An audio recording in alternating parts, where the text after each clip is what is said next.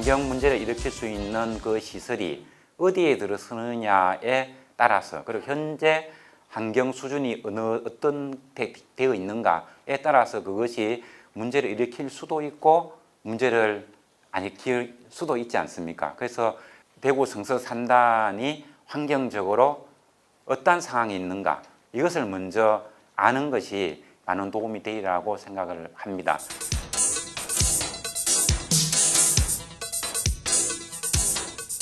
이게 뭔가 하면 대구의 종간풍 계절 분포라 되어 있는데, 이 종간풍이라는 건 쉽게 말해서 방송 캐스트가 얘기하는 오늘 대구 바람은 몇 메타가 불고 풍향은 어떻습니까 얘기하는 거 있죠. 그 바람을 종간풍이라고 얘기를 합니다. 그래서 이쪽으로 많이 나왔다는 얘기는 이 바람의 빈도가 강하다, 그런 의미가 되겠습니다. 그래서 대구의 경우에는 겨울철은 아주 압도적으로 서풍 계열이고요, 그죠? 4월에서 6월도 보면은 5월, 6월 들어가면은 남풍이 좀 세고, 그 다음에 4월, 5월, 5월에는 역시 서풍이 강하고 이렇습니다. 그래서 이 두 개보다 거의 반반이고, 남 이 두 계절은 서풍이 탁월하다는 걸 알 수가 있습니다.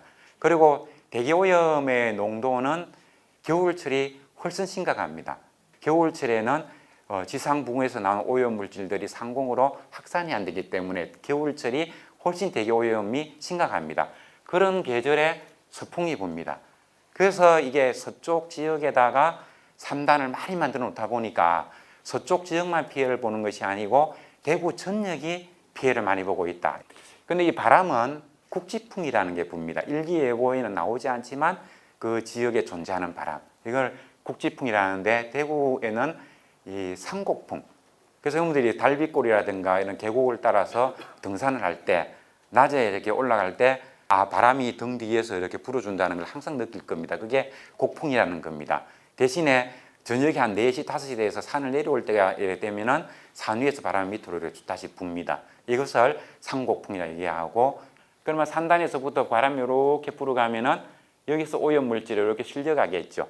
그러면 주로 이 달수구에 사는 사람들 중에 누가 이 성서산단의 오염 공기를 많이 마시는가, 이 생각을 해볼 수가 있습니다. 누구겠습니까? 이게 뻔하죠, 그죠? 성서산단에서부터 남서쪽에 있는 지역, 이게 소위 말해서 지금 수성구 다음으로 부자들이 많이 산다는 우리 주변의 그 동네입니다.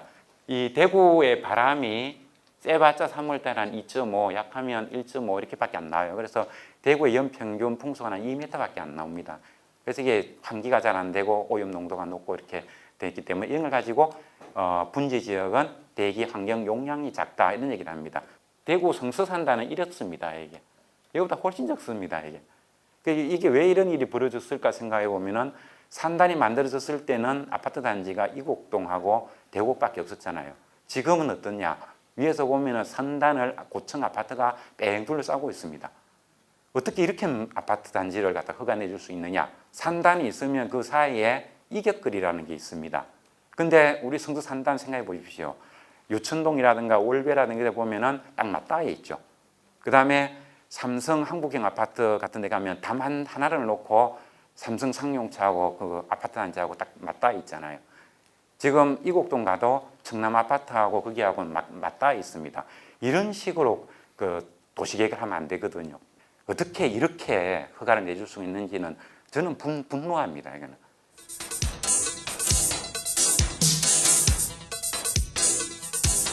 일반 대기오염 물질, 먼지라든가 칠소 산화물이라든가 항산화물 이런 것들을 얘기하는데, 요게 뭔가 하면 점오염, 포인트 소스에서 점오염에 의해서 한 점에서 오염물질이 많이 나온다.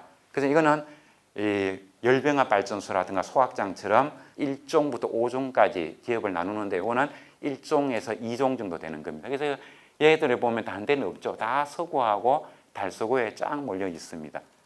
이게 낮 시간 동안에 성서산단에 나온 오염물질이 어디로 가느냐는 얘기인데, 성서산단에서 앞산 쪽으로 간다고 제가 보여줬잖아요. 거기에 따라서 오염물질이 이렇게 퍼진다는 걸 볼 수 있고, 일부는 요리 가고, 주풍향대가 곡풍이 앞산으로 불기 때문에 이 오염물질이 앞산 쪽으로 이렇게 쭉쭉 가더라. 이게 성서산단이고, 이게 남쪽이고 남서쪽이죠. 그러면 이 동네가 어떤 동네인가 하는 거는 금방 알 수가 있을 겁니다. 자, 이건 그래서 이제 오염물질이 얼마나 많이 나오느냐. 이런 얘기인데 포름알데히드 이거 뭐 하는 거 알죠? 동물들 안 썩게 하고 뭐 이런 그 부패 방지하고 이런 것들입니다. 그 포름알데히드 그죠? 그다음에 염화비닐이라든가 염화수소 이런 것들이 전부 다 이 암도 발생시킬 수 있는 매우 위험한 이런 물질들입니다. 그래서 이거를 대해서 조사를 했는데 1년에 몇 톤 나오느냐 이런 얘기네요. 그래서 보면은 포름알데히드가 염색공단에서 2.4톤이 나오고 뭐 이렇게 나오고 성수산단이 한 절반 정도 되네요. 다른 게보다 압도적으로 많죠. 그다음에 염화비닐은 여기서 많이 나오고 염화수소도 많이 나오고. 자, 그다음에 이제 악취 얘기인데 악취가 이 섬유로 인해서 나오는 거는 역시 마찬가지입니다. 서대구부터 해가지고 요 먼저 검장공단이 있네요. 그죠? 여기서부터 쫙 많이 나오고 또 환경기초시설에부터 나오는 거. 그다음에 금속산업이 돼 있는데 이게 단위가 이게 섬유 산업에서 차지하는 비중이 굉장히 커요. 이거 두 개 합친 것보다 이게 더 많아요. 근데 이것의 악취 발생이 여기서 많더라는 거죠. 성서하고 서대구 상공단 이쪽에서 굉장히 압도적으로 많다. 자, 그다음에 이거는 위해성 평가를 했는데 이 발암물질, 대구에서 나오는 발암물질 산단마다 쭉 이렇게 데이터를 만들어 놨습니다. 벤조피렌이라는 이게 굉장히 많이 나오는데 이 단위가 1 곱하기 10의 마이너스 6성 이래 나는데 이건 뭔가 하면은 100만 명당 이 물질로 인해 가지고 암 환자가 몇 명이나 더 생길 수 있는가 이런 얘기입니다. 100만 명당 한 100명 정도 암 환자가 발생할 수 있다 이런 얘기인데 그 100만 명 중에 대구가 한 200만 명 정도 되니까 그 중에서 한 200명 정도라는 얘기네. 그러니까 이건 뭐 별거 아닌 거 아니냐 이런 생각할지 모르지만 우리나라 요새 미세먼지가 제일 심각한 핫 이슈잖아요.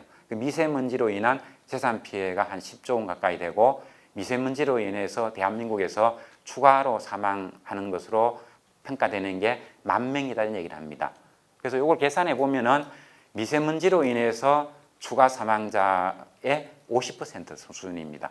그러니까 이게 작다고 말할 수는 없겠죠. 성서 1에서 4단에 보면은 일종 사업장이 개수에 비해서 사실 둘 다 보면 되게 없잖아요, 이게. 근데 개수에 비해 가지고 오염 물질이 되게 많이 나오더라. 그래서 왜 그럴까? 지금 보면은 열병합 발전소도 이 벙커시 떼는 데가 청주하고 이 두 군데밖에 없거든요. 근데 청주는 소규모예요. 근데 여기는 지금 아파트에 10만 가구도 더 준다고 얘기를 하면서 하더라고요. 그러면서 벙커시유를 뗀다는 거는 너무 힘듭니다. 이게. 그리고 악취 감시 시스템이 미비하다. 이렇게 얘기를 하죠. 이걸 갖다가 알고 싶지 않는 거예요. 악취라고 하는 건 24시간 365일 계속 나는 것이 아니고 일정 시기에 납니다. 그래서 이거를 알기 위해서는 이걸 모니터링할 수 있는 시스템, 관측망을 구축을 해야 됩니다. 근데 안 하잖아요. 알고 싶지 않는 거죠. 그러니까 월성 일동 주민센터에다가 이 센터 갖다 놓고 나니까 최고 조사기는 최고 수준으로 나오고 이게 심하더라 이게 나오거든요. 산단 내부 및 주변에서 이 주변의 주거시설이죠. 일부 발암물질이 건강 위해도를 초과하고 있다 이렇게 나오거든요. 그러니까 지금 우리가 해야 될 일은 여기다가 뭐 어떤 시설을 하고 이럴 때가 아니고 이걸 어떻게 저감시켜가지고 환경 용량을 맞출 것인가를 갖다가 고민해야 되지 어디다 대놓고 이런 그걸 얘기를 할 수가 있겠습니까?